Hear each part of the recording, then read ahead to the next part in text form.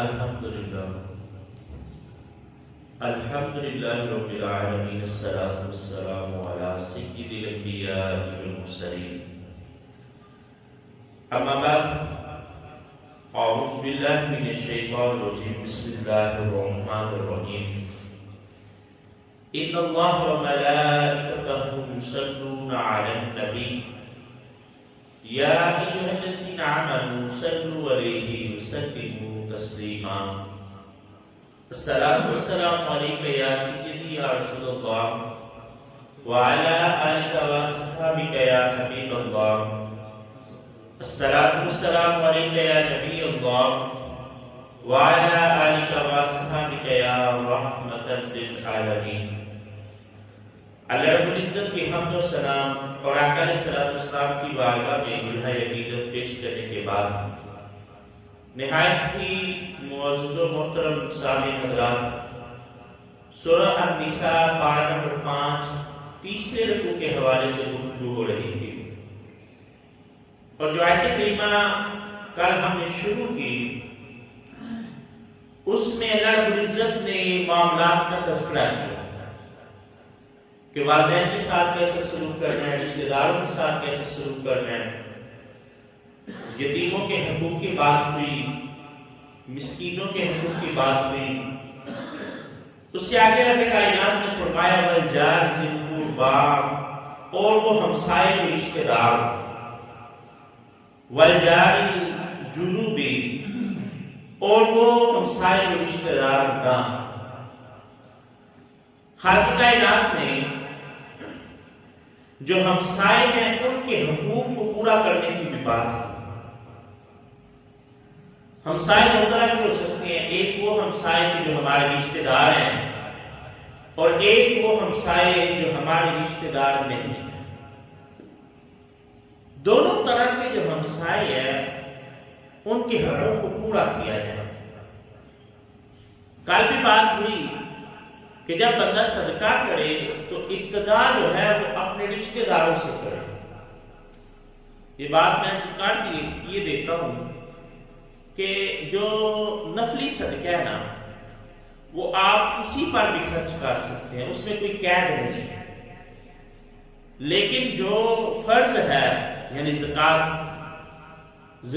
والدین کو نہیں دی جا سکتی، بیوی کو نہیں دی جا سکتی، اولاد کو نہیں دی جا سکتی، باقی جتنے بھی رشتے ہیں ان کو زکوٰۃ دی جا سکتی ہے۔ اگر کوئی بہن ہے جس کی شادی ہو چکی ہے، ان کے حالات ٹھیک نہیں ہیں، وہ زکوٰۃ کے پیسوں سے ان کی معاونت جو ہے وہ کی جا سکتی ہے، بھائیوں کی معاونت کی جا سکتی ہے، دیگر رشتہ داروں کا خیال جو ہے وہ رکھا جا سکتا ہے۔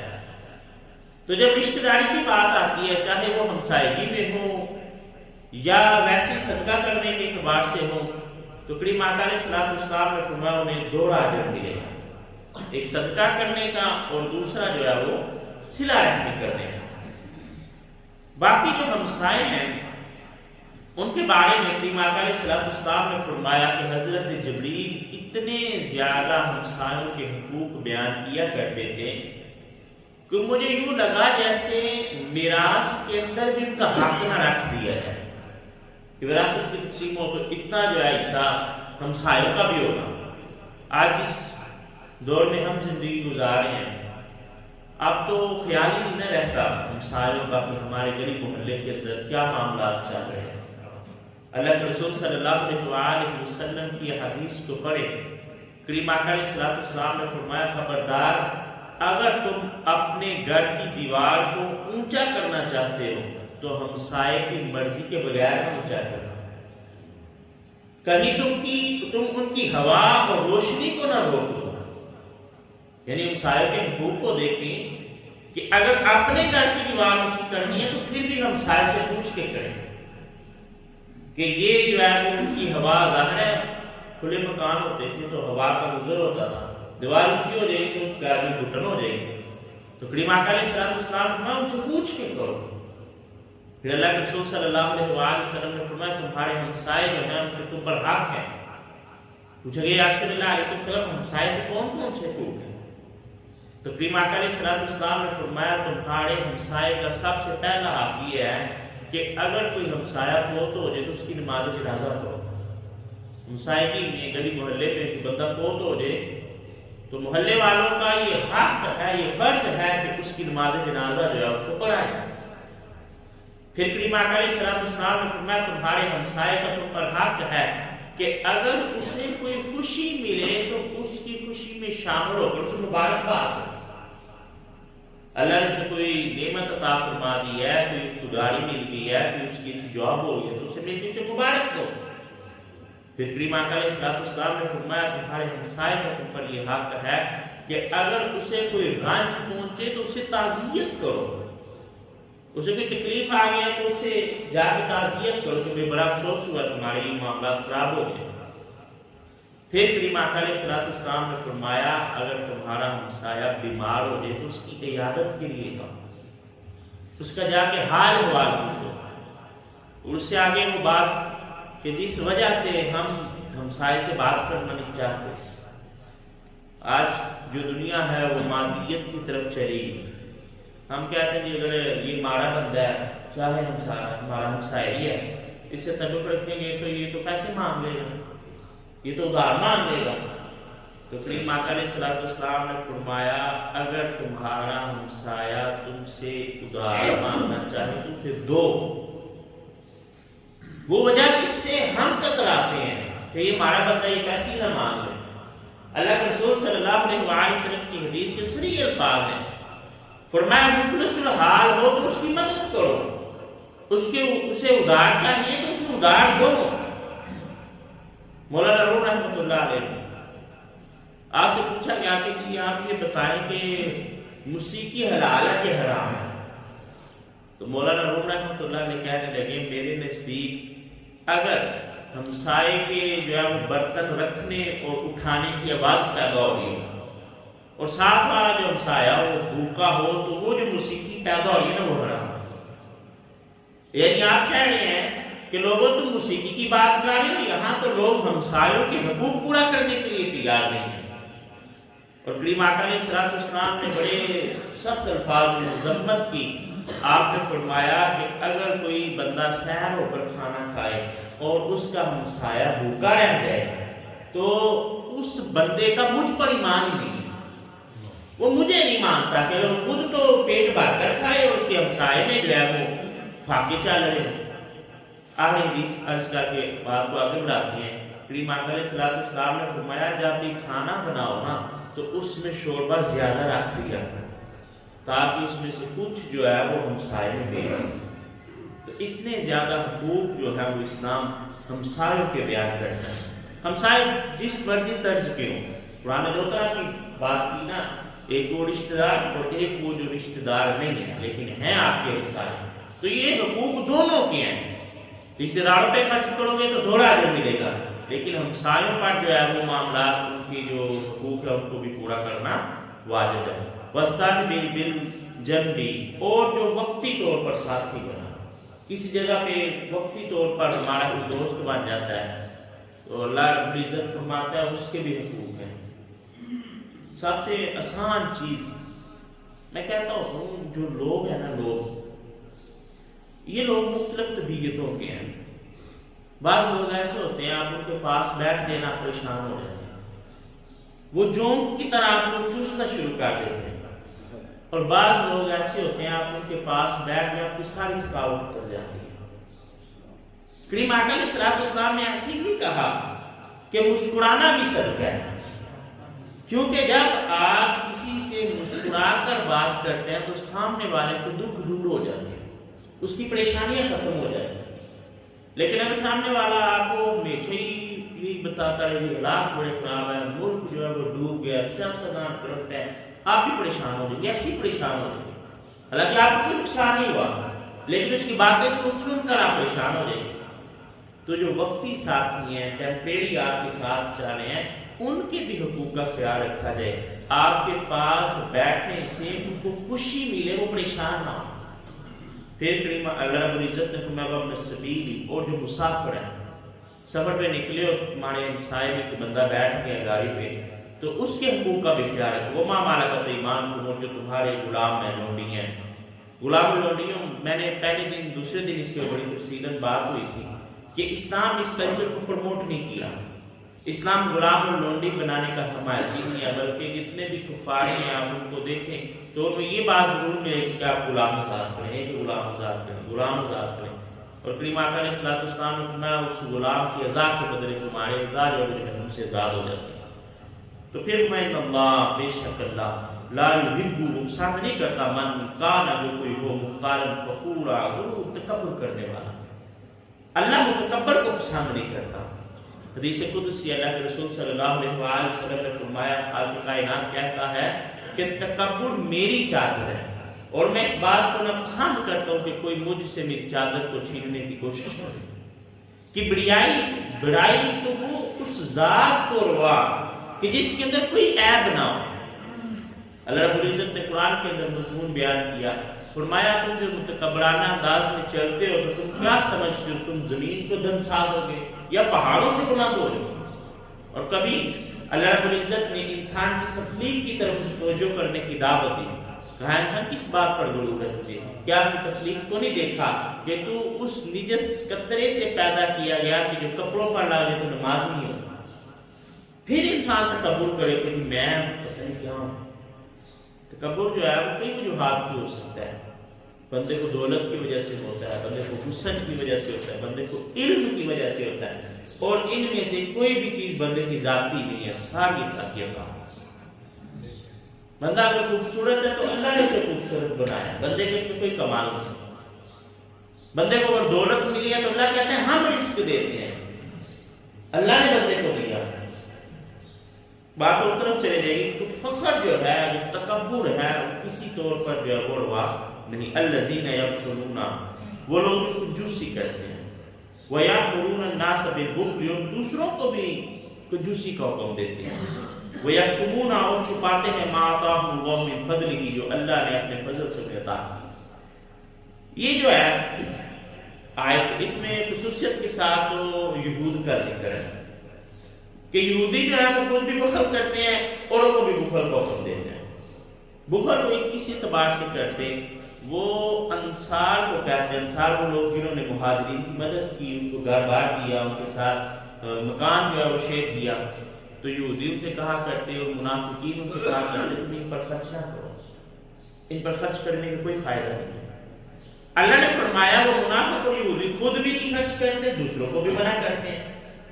اور جو اللہ نے ان پر فضل کیا، اللہ نے ان پر فضل کیا کیا کہ اپنی کتابوں کے ذریعے ان کو یہ علم تھا کہ نبی آخر الزمان صلی اللہ علیہ وآلہ وسلم ہم میں تشریف لا چکے ہیں. رسول اللہ صلی اللہ علیہ وآلہ وسلم کو وہ ان کے اوصاف سے جانتے تھے، بلکہ قرآن نے تو یہاں تک کہا کہ وہ آقا علیہ السلام کو ایسے ہی پہچانتے ہیں جیسے کوئی اپنے بیٹوں کو پہچانتا ہے. لیکن اس کے باوجود انہوں نے انکار کیا اور اس بات کو چھپا لیا. کہ ان سے پوچھے نا جی جس نبی کی آپ بات کرتے ہیں کیا یہ وہی نبی ہے؟ وہ کہتے نہیں وہ یہ نہیں ہے، حالانکہ جانتے تھے کہ یہ وہی نبی ہے.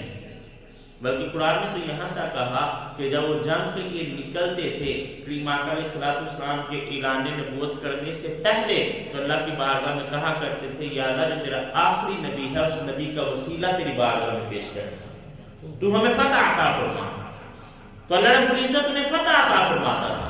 لیکن جب وہ فضل جو ان پر ہوا وہ سمجھتے تھے، اس کے باوجود انہوں نے اس کو چھپا لیا، اس کو بات نہیں کرتے. تو یہاں دو چیزوں کا ذکر ہوا، ایک بخل کا اور ایک حق کو چھپانے کا. اسلام جو ہے وہ اقتدار کو بولتے ہیں. اسلام کہتا ہے نہ تو فضول خرچی کرو نہ بخل کرو. فضول خرچی کیا ہے کہ ضرورت کے بغیر ہی بندہ خرچ کرتا رہے. ایک چیز تھوڑے سے بھی گزارا ہو سکتا ہے، اس کو ہی زیادہ پیسہ خرچ کر کے. آپ کے معاشرے کے اندر بے شمار رسومات ایسی ہیں جن کو آپ سمجھتے ہیں کہ یہ فضول خرچی ہر بندے کو پتہ ہے. بخل کیا ہے؟ بخل یہ ہے کہ بندہ اپنی ذات پر بھی خرچ نہ کرے. یہاں میں تصوف کی اگر بات کروں تو بعض لوگ سمجھتے ہیں کہ تصوف یہ ہے کہ جو بندہ جیسے پرانا لباس نکال کے پہن لے اور کچھ بھی خرچ نہ کرے اپنی ذات پر، وہ شاید صوفی ہو گئے. حالانکہ ہمارے ہاں تصوف کے جو امام ہیں جنہیں مانا جاتا ہے، لوگ جانتے ہیں، وہ شیخ عبد القادر جیلانی رحمۃ اللہ علیہ. جنہیں غوث الاعظم کہا جاتا ہے، اور ہر مہینے لوگ ان کی 11ویں کے حوالے سے قطر کا اہتمام کرتے ہیں۔ آپ لوگوں نے واقعہ سنا ہوگا کہ غوث پاک رحمۃ اللہ علیہ کے پاس چور آ گئے، آپ نے انہیں بھی ولی بنا دیا۔ اب آپ دیکھیں وہ چور چوری کیا کرنے آئے تھے۔ وہ چور جو غوث پاک رحمۃ اللہ علیہ کے پاس آئے، ان کے بارے میں ملتا ہے کہ وہ چور جو ہے وہ حضور غوث پاک رحمۃ اللہ علیہ کا جبہ چوری کرنے آئے تھے، کیونکہ اس وقت دنیا کا مہنگا ترین جبہ شیخ عبد القادر جیلانی رحمۃ اللہ علیہ کے پاس ہے۔ یعنی تصوف یہ نہیں ہے کہ بندہ بالکل جو ہے وہ گندے سے اور وہ پرانے سے پھٹے کپڑے پہن اور کہیں میں صوفی ہو گیا، نہیں۔ کریم آقا علیہ الصلوۃ والسلام نے فرمایا کہ جو بندے کو اللہ رزق دیتا ہے، جو بندے پر اللہ فضل کرتا ہے، بندہ اس کا اظہار کرے۔ مالک نے دیا تو اچھا پہنے، مالک نے دیا تو اچھا کھائیں، پھر کیا ہے اس رب کا شکر ادا کریں۔ جب بندہ شکر سے غافل ہوتا ہے تو تصوف سے دور ہو جاتا ہے۔ اور ہر چیز تصوف کا یہ مطلب نہیں ہے کہ بندہ کنجوس ہو جائے، اپنی اولاد پر بھی خرچ نہ کرے، اپنی ذات پر بھی خرچ نہ کرے، اپنی بیوی بچوں پر بھی خرچ نہ کرے۔ اور رزق کمانا اور اپنی اولاد پر خرچ کرنا یہ بھی عبادت ہے۔ ایک بڑا نوجوان شخص صحابہ کرام رضوان کے قریب سے گزرا، اللہ کے رسول صلی اللہ علیہ وسلم بیٹھے ہوئے ہیں۔ کسی نے کہا یا رسول اللہ علیہ وسلم یہ بندہ جو ہے نا اگر اللہ کی راہ میں نکلتا تو بڑا اچھا ہوتا، کتنا طاقتور اس کا جسم ہے، جہاد کے لیے جاتا۔ تو کریم آقا علیہ الصلوۃ والسلام نے فرمایا میرے صحابہ سن لو، اگر یہ بندہ اس لیے نکلا ہے تاکہ رزق کمائے اور اپنے بوڑھے ماں باپ کی خدمت کر سکے تو یہ اللہ کی راہ۔ پھر آقا علیہ السلام نے فرمایا میرے صحابہ سن لو، اگر یہ بندہ اس لیے نکلا ہے کہ رزق حلال کمائے اور اپنے بیوی بچوں کا پیٹ پال سکے تو یہ اللہ کی راہ میں۔ پھر آقا علیہ السلام نے فرمایا میرے صحابہ سن لو، اگر یہ بندہ اس لیے نکلا ہے کہ رزق حلال کمائے اور اپنے آپ کو بے جا سوال سے بچائے، کسی سے مانگنا نہ پڑے، تو یہ اللہ کی راہ میں نکلا۔ تو اسلام جو ہے وہ جس تصوف کی بات کرتا ہے، نہ اس میں رہبانیت ہے، نہ اس میں یہ ہے کہ بندہ جناب بالکل ہر چیز کو چھوڑ دے اور اپنے لباس پر بھی اور اپنے کھانے پر بھی توجہ نہ دے۔ ہاں یہ ضرور ہے کہ اسلام اقتدار کو حکم دیتا ہے۔ خرچ کرنے کا مقصد ہے یہ نہیں ہے کہ بندہ فضول میں خرچ کرتا رہے، بلکہ جو ضروریات ہیں وہ احسن طریقے سے اچھے انداز میں جو ہے وہ پورا کرے۔ وَأَعْتَدْنَا لِلْكَافِرِينَ عَذَابًا مُهِينًا، اور ہم نے کافروں کے لیے ذلیل کرنے والا عذاب تیار کر رکھا ہے۔ وَالَّذِينَ يُنْفِقُونَ، اور وہ لوگ جو خرچ کرتے ہیں أَمْوَالَهُمْ، اپنے مالوں کو رِئَاءَ النَّاسِ، لوگوں کو دکھانے کے لیے، ریاکاری کے لیے خرچ کرتے ہیں۔ اس میں خصوصیت کے ساتھ جو ہے وہ تو منافقین کا ذکر ہے کہ اولاً پہلی آیت میں وہ بخل کرتے ہیں، وہ خرچی نہیں کرتے، انصار کو بھی منع کرتے ہیں۔ یہاں فرمایا اگر انہیں خرچ کرنا بھی پا جائے تو ان کا مقصد ہی ہوتا ہے کہ لوگ دیکھ لیں گے ہم خرچ کر رہے ہیں، لوگوں کو دکھانے کے لیے۔ ریاکاری جو ہے اس کو کریم آقا علیہ السلام نے شرک خفی جو ہے وہ قرار دیا۔ صحابہ کرام رمضان بیٹھے ہوئے ہیں، ذکر کر رہے ہیں، تذکرہ کر رہے ہیں، موضوع چل رہا تھا کہ دجال جو ہے وہ بڑا فتنہ ہے، لوگوں کو بڑی آزمائش میں ڈالا جائے گا۔ اللہ کے رسول صلی اللہ علیہ وسلم تشریف لائے، آپ نے پوچھا میرے صحابہ کس بارے میں بات کرتے ہیں؟ یا رسول اللہ علیہ وسلم ہم نہ دجال کی بات کر رہے ہیں، وہ بڑا فتنہ ہے۔ تو آقا علیہ السلام نے فرمایا میرے صحابہ کیا میں تمہیں دجال سے بھی بڑے فتنے کی بات نہ بتاؤں؟ کہ یا رسول اللہ علیہ وسلم ضرور بتائیں کہ کون سا فتنہ تو دجال سے بھی بڑا ہے؟ تو آقا علیہ السلام نے فرمایا شرک خفی، چھپا ہوا شرک جو ہے یہ دجال سے بھی بڑا فتنہ ہے۔ صحابہ نے پوچھا یا رسول اللہ علیہ وسلم یہ شرک خفی کیا ہے؟ تو آقا علیہ السلام نے فرمایا شرک خفی یہ ہے کہ بندہ نیکی تو کرے لیکن اس کا مقصود اللہ کی رضا نہ ہو، کسی اور کو دکھانے کے لیے کرے۔ نماز پڑھتا ہے، جب لوگوں میں پڑھتا ہے تو اس کی نماز کے اندر خشوع و خضوع آ جاتا ہے۔ بلکہ امام غزالی رحمۃ اللہ علیہ نے تو یہاں تک لکھا، آپ نے فرمایا کہ اگر بندے کی گھر کی نماز اور مسجد کی نماز میں فرق آ رہا ہے، گھر میں پڑھو تو نماز میں دل ہی نہ لگے، جلدی جلدی پڑھے، مسجد میں پڑھے تو بڑی عاجزی و انکساری کے ساتھ رکوع سجود بڑے احسن طریقے سے کرے تو اس کا مطلب ہے وہ شرک خفی کے اندر مبتلا ہو. اس کا مقصد اللہ کی عبادت کرنا نہیں، اس کا مقصد لوگوں کو دکھانا. تو یہاں بھی فرمایا وہ مال کو خرچ کرتے ہیں لیکن ان کا مقصد لوگوں کو دکھانا ہے کہ لوگ دیکھیں گے میں اللہ کی راہ میں یا مسلمانوں پر جو مال خرچ کرتا ہوں. اور بڑی سخت وعید ہے، انسان کے رونگٹے کھڑے ہو جاتے ہیں. اللہ کے رسول صلی اللہ علیہ وسلم نے فرمایا قیامت کے دن اللہ ایک بندے کو کا حساب لے گا، پوچھے گا بھائی بندے کیا کیا؟ وہ بندہ کہے گا یا اللہ تیری رضا کے لیے میں نے جہاد کیا، میں نے بڑے کافر مار دیے، میں بلاخر شہید ہو گیا. اللہ رب العزت فرمایا گیا میرے بندے تیرا مقصد میری رضا نہیں تھا، تیرا مقصد تو یہ تھا کہ لوگ کہیں گے بڑا بہادر ہے، بڑی لڑائی کرتا ہے. لوگوں نے تیرے بارے میں یہ کمنٹ پاس کیے، دنیا میں لوگ کہتے رہے تھے جناب بڑا کمال کا آدمی. آج تیرے لیے میرے پاس کوئی ایجنٹ نہیں، رشتوں کو حکم ہوگا اس کو جہنم کی طرف لے جا. پھر دوسرے بندے کو لایا جائے گا، اللہ اس سے پوچھے گا بتا تو نے کیا کیا؟ وہ کہے گا یا اللہ تیرے دین کی سربلندی کے لیے دن رات محنت کرتا رہا، جب بھی کسی نے بلایا میں تیرے دین کی سربلندی کے لیے چلا گیا. تو رب کائنات فرمائے گا میرے بندے تیرا مقصد میری رضا نہیں تھا، تیرا مقصد یہ تھا کہ لوگ کہیں بڑا عالم دین ہے، بڑی گفتگو کرتا ہے. لوگوں نے تیرے بارے میں یہ کہا، آج تیرے لیے میرے پاس کوئی ایجنٹ نہیں، فرشتوں کو کم ہوگا اس کو جہنم کی طرف لے جا. تیسرا بندہ آئے گا، اللہ پوچھے گا بتا تو نے کیا کیا؟ کہے گا یا اللہ میں تیرے بندوں کی خدمت کرتا رہا، جس نے جتنی دفعہ مانگا اتنی دفعہ دیا، کبھی میں نے کسی کو انکار ہی نہیں کیا. تو اللہ رب العزت فرمائے گا میرے بندے تیرا مقصد میری رضا نہیں تھا بلکہ تیرا مقصد یہ تھا کہ لوگ کہیں گے بڑا سخی ہے، اس کے در سے تو خالی نہیں آتا.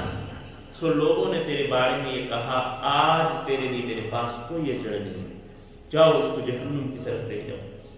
تو انسان جو عمل کرے اس میں اخلاص پیدا کرے، اس کا مقصد اللہ کی رضا حاصل کرنا ہو، اس کا مقصد لوگوں کو خوش کرنا نہ ہو. فرمایا ولا یؤمنون، اور کچھ لوگ ایسے ہیں جو ایمان نہیں رکھتے باللہ اللہ پر، ولا بالیوم الآخر، اور نہ وہ آخرت پر ایمان رکھتے ہیں. وَمَن یَکُنِ الشَّیطَانُ، اور جو کوئی شیطان کے لیے لہو قرینا ساتھی بنائے گا، فَسَاءَ قرینا، تو کتنا ہی برا ساتھی ہے. جو شیطان کو ساتھی بنائے گا وہ کتنا ہی برا ساتھی ہے. فرمایا یہ جو طریقے شیطان کے ہیں بخل کرنا، شیطان لوگوں کو بخل سکھاتا ہے نا، شیطان لوگوں کو بتاتا ہے کہ یہ تم نے جو نیکی، آپ دیکھیں کبھی ایسا نہیں ہوتا بندہ نیکی کر دیتا ہے کسی کو نہیں پتہ چلتا، پھر اس کے دل میں خود ہی خواہش پیدا ہوتی ہے یار میں نے نیکی کیا، پتہ تو کسی کو نہیں چلا. کچھ لوگ آپ کو ملیں گے وہ کہیں گے صبح کا جو منظر ہوتا ہے نا سحری کا، کیا ہی کمال کی بات ہے، بندہ اللہ کے بڑا قریب ہوتا ہے.